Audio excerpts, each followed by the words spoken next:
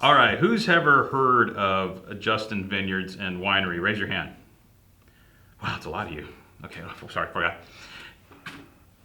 Justin is synonymous, I think, with great California wine. My gosh, who's done more, especially in this neck of the woods, over the last 20 years than Justin Vineyards and Winery to promote an area and to create something that kind of at the moment wasn't there when they first started. Speaking of Justin, this guy, that's Justin. Hello. In the house. It's me.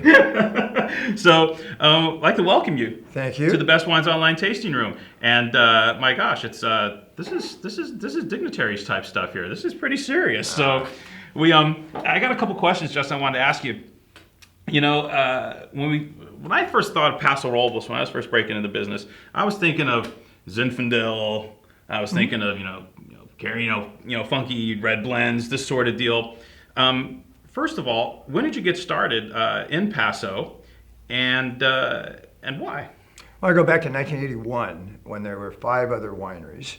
I think I was the 6th or 7th winery to start in Paso. And today there's well over 300. It's amazing to watch that growth. So back in the early 80s, you're right, Zinfandel was king. That was the most planted varietal.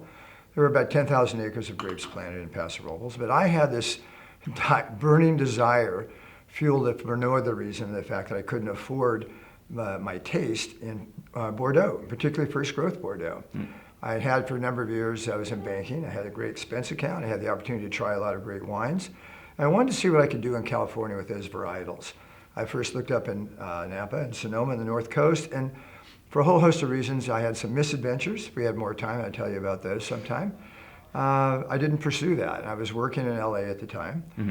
And I had a couple of friends whose parents had retired in the Paso Robles area. Went to Paso Robles, checked it out, and saw that the conditions I thought were just perfect for growing the kind of wines, grapes rather, that I wanted to grow and the varietals that I wanted to pursue. So I planned the vineyard out in 1981, mostly to Cabernet Sauvignon. Now today, Cabernet Sauvignon is the most planted varietal in the Paso Robles appellation. The appellation has grown to 35 some odd thousand acres, making about 2/3 the size of Napa. I tell you a quick fun fact, even for people in the business, for you, those 35,000 acres are double the entire planted acreage in Oregon and equal to the entire state of Washington in planted acres. Really? So if people think that Paso Robles is this little small growing community in the Central Coast, let's put it in perspective. No, it's got some acreage behind it. Yeah. Gosh. Yeah. Was it a little bit of luck? How much research involved with finding the right spot? Because obviously you found a pretty good spot for Cabernet Sauvignon at a time when nobody really kind of knew. And I'd be lying if I said it wasn't luck. At the end of the day, it was educated luck. How's that? Yeah. I lived in England for a while, and I spent a lot of time in Bordeaux, and I saw the soils, I saw the same type growing conditions that I thought were ripe, as they say, for growing Bordeaux varietals. On hindsight, though, it's easy to say that. And back in the day, who would have known? And you're right, there were very few people, and particularly where I am, on the most westerly part of the appellation.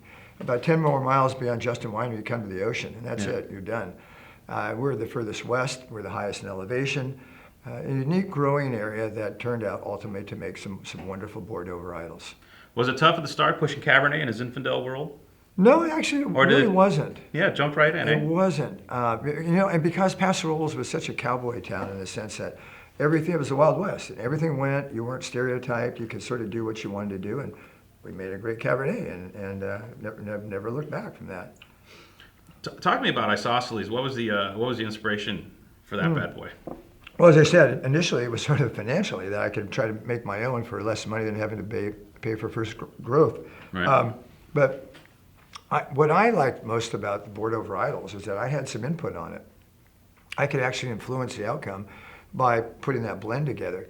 I had, talking about misadventures, the early years I used as a role model Margaux, which is my favorite. I love Margaux. I love that sort of sophisticated elegance, that ease of quaffability, if you will. Right. Lovely wines. And however, no one had made these wines in the Central Coast before.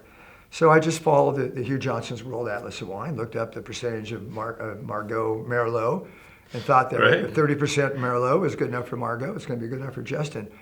It took me a number of years to figure out that the latitude of Justin relative to Margaux we're somewhere in the Sahara Desert. Whereas, Margaux is up in Vancouver someplace. Right. So I've dialed back the Merlot over the years to 5-6% or so, depending upon on the vintage. But that was it. That was the motivation was to have a hand in the final outcome in addition to what nature dealt. Right. Folks, that's kind of how it works once in a while. It's not necessarily a team of like 27 people getting together and in a room and trying to figure this out. A lot of times it's work for them. Absolutely. Yeah. Yeah. Over the years, I brought consultants in to work with me on and sort of taking my palate from just a Paso and broadening out. Philippe Melka was with me for a number of years. Craig Williams from Insignia has been with us for a number of years. And it's good to have that as a foil to play against. At least for me, it's good to have a foil against that. I years ago hired a master sommelier, Joe Spellman, who's still with the winery and sits in on our tasting panel and our blending group. And now it's a group effort. In those days, it was me, and that was it. Talk to me about, because I'm curious, was there, how do I put this? Justin's been kind of like so well known for so long, but was there this breakthrough moment for you as a winery, like this like this eureka type moment for the winery where things just kind of detonated? We've always been fortunate in that we sell out every vintage. The wines are sold on allocation, which is great. Yeah. And it's almost amusing when there's sort of milestones came along in the early 90s when Robert Parker decided that I one year was one of his top 10 winemakers of the world for the year. And people say, oh, we discovered this new wine. And you've been doing it for, in those days, a dozen years or so.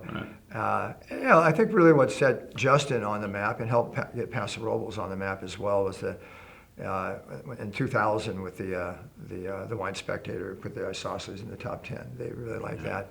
But personally, I was more taken by in the 1994 in London, the London International Wine Exhibition, when we walked away with the world's best blended red wine. And for me, that was a real vindication, not a vindication, but affirmation, I suppose, because it was the master sommeliers, the masters of wine of the world judging that contest, and that felt really good. Wasn't it the first time that ever happened with a California wine or something like that? It was, yeah. You were the first. That actually did make ripples here on this side of the pond.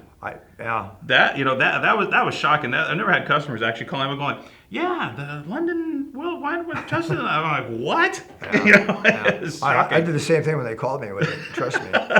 And then they said, we want you to come to London to receive this award. And they told me the date, and I said, well, we're still harvesting. And they said, impossible.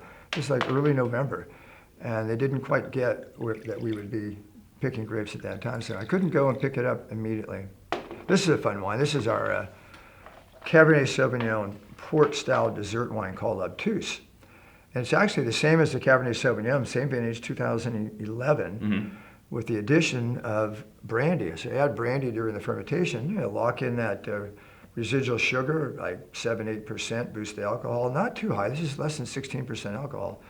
But it has that lovely raspberry, strawberry nose and on the palate, similar to if you went out in the vineyard and actually picked the grapes in October of 2011 and took a big chunk out in your mouth. Are you a vintage port lover? Is that where you get? Yeah. Me too. I love this. It's some of the most undervalued wine in the world. And Paso can do this. Absolutely, it's a fun wine. Not only can you enjoy it right now, this wine can stay open for 6 months and gets this sort of nutty, tawny, madderized quality to it that I particularly enjoy. I tried to do that at the winery, by the way. It doesn't work. There's too much wild yeast and it starts to re-ferment. Don't. Yeah, you don't want to do that. And you're not allowed to put port on it anymore. No, you can't say port. You put the kibosh on that. Yeah, so. They did put the kibosh on that, which they're trying to do with Chateau and a few other things now as well. They're trying to take the word Chateau out, so of non-French or non-EU wines. Well, no, you can't have a Chateau outside of France? That's lame. Yeah, well, you can always try, right? Right. Yeah. So it's fun. These exact same, pick the same time, same vineyards, same varietal, just halfway through the fermentation, stop the fermentation, lock in that luscious fruit, jammy quality, boost up the alcohol just a little bit, and have yourself a dessert wine. Dude, that's cool. Delicious. Yeah, it's nice. Justin, that's it, man. My pleasure. You rocked this. You killed it. My pleasure. Thank you so much for coming today.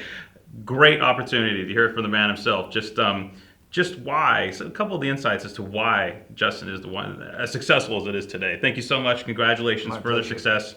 You're crushing it. Thank you. All right. Cheers. All right.